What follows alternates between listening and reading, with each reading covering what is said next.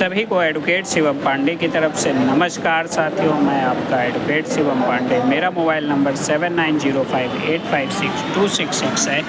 आप लोग चूँकि पूर्ण रूपेण जो भी जानकारी चाहते हैं वह निःशुल्क आप लोगों को प्रोवाइड की जाती है। आज हम बात कर रहे हैं 69,000 शिक्षक भर्ती अर्थात 69,000 टीचर वैकेंसी, जो परीक्षा ATRE की 2019 में 6 जनवरी को हुई थी और जिसका पासिंग मार्क 7 जनवरी 2024 को जनरेट हुआ था। इस बिहाफ पे भर्ती जब रिक्रूटमेंट प्रोसेस का GO सचिव बेसिक शिक्षा परिषद द्वारा निकाला गया तभी मानी जाएगी, अर्थात भर्ती 16 मई 2020 की मानी जाएगी। और यह विभिन्न हाई कोर्ट के आदेश में और विभिन्न सुप्रीम कोर्ट के 2 आदेश में, सुबीर सिंह और राम शरण मौर्य के आदेश में यह कोर्ट हो चुका है। और सरकार ने भी विभिन्न विवादों में जैसे आंसर की है और EWS केस है, सभी जगहों पर यह माना है कि भर्ती EWS केस में नहीं, आंसर की में और डबल आरक्षण के मामले में यह माना है कि भर्ती हमारी 16 मई 2020 की है, जो अक्षरशः सही है, जिसे कोई बदल नहीं पाएगा। हम बात करते हैं माननीय सर्वोच्च न्यायालय में उपस्थित मुकदमा Ravi Saxena and others connecting याचिकाओं की बात कर रहे हैं, जिस पर माननीय सर्वोच्च न्यायालय ने CJI महोदय ने डेट फिक्स करते हुए 15 तारीख की डेट फिक्स करते हुए टॉप 2 में लगा दिया है। टॉप 2 का मतलब होता है साथियों 110% सुनवाई होकर उस पर फैसला हो जाना।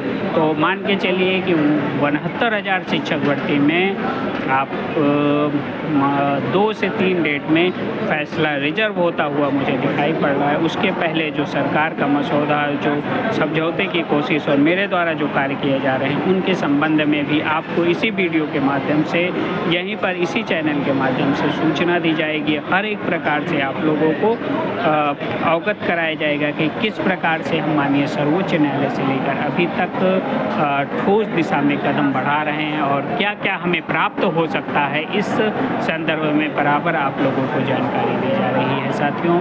69,000 शिक्षक भर्ती में अब टोटल जो विवाद है वह डबल आरक्षण और EWS के 2 अलग अलग विवाद हैं, जिसे कुछ लोग कहते हैं कि डबल आरक्षण के ही मामले में EWS केस को भी डाल दीजिए और जिससे जल्दी निपटारा हो जाए। उन विधि के अज्ञानियों को यह नहीं पता है कि जिस दिन आपने एक खिचड़ी मामले में, जहां पर अधिकतम बहुत कुछ नहीं मिलने की संभावना है, था डबल आरक्षण में अचयनितों को बहुत कुछ नहीं मिलने की संभावना है, सिर्फ और सिर्फ हमारे प्रयास पर जो माननीय सर्वोच्च न्यायालय के इतर सरकार से एक मसौदे रूपी समझौते का प्रयास हो रहा है, उस पे अगर कोई भी सफलता मिलती है तभी हम अचयनितों को, जो 69,000 शिक्षक भर्ती में आज भी चयन प्राप्त नहीं हुए हैं, उन्हीं को कुछ प्राप्त हो सकता है। यदि वे माननीय सर्वोच्च न्यायालय में SLP में जुड़े हुए हैं तभी उनको प्राप्त हो सकता है।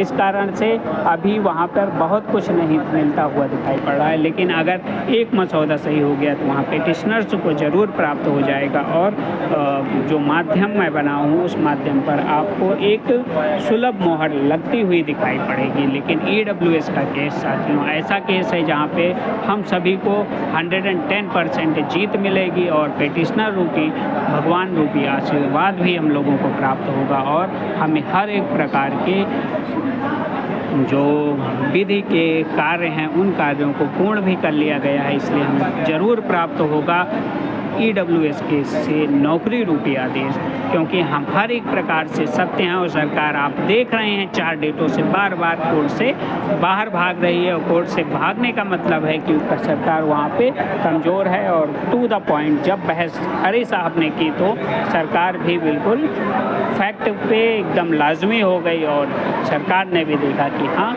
मामला तो बिल्कुल सही है और इस केस में जो है हम हारने की कगार पे हैं, इसलिए बार बार कोई ना कोई बहाना लेकर आगे बढ़ा दिया। अब सर्वोच्च न्यायालय का हवाला दिया है, जबकि सर्वोच्च न्यायालय ने स्वतः कहा है कि पार्ट ऑफ सिलेक्शन की बात अलग है, लेकिन पार्ट ऑफ रिलैक्सेशन पर जो है उस पर बहस होना बाकी है। पार्ट ऑफ सिलेक्शन पर जो है वो तो माननीय सर्वोच्च न्यायालय पहले से ही फैसला दे चुका है कि भर्ती 16 मई 2020 की है। सिर्फ पार्ट ऑफ रिलैक्सेशन पर ही साथियों बहस होगी कोर्ट पे, और कोर्ट में जो भी पक्ष जो भी सिद्ध कर पाएगा उससे ईडब्ल्यूएस केस पर 1% का रत्ती मात्र का भी कोई फर्क नहीं पड़ेगा। इसलिए आप लोग धैर्य बनाए रखें। हम ईडब्ल्यूएस केस भी जीत रहे हैं, और यदि 10 तारीख तक जो मसौदा रूपी समाधान हमने खोजने का प्रयास किया है, यदि उस पर सरकार की मोहर लग जाती है तो हम 15 तारीख को डबल आरक्षण मामले में अपने साथ उपस्थित हुए विभिन्न साथियों की नौकरी लेकर आ रहे हैं। तब तक के लिए धैर्य बनाए रखें। मैं आपका advocate Shivam Pandey, high court, आप सभी को पुनः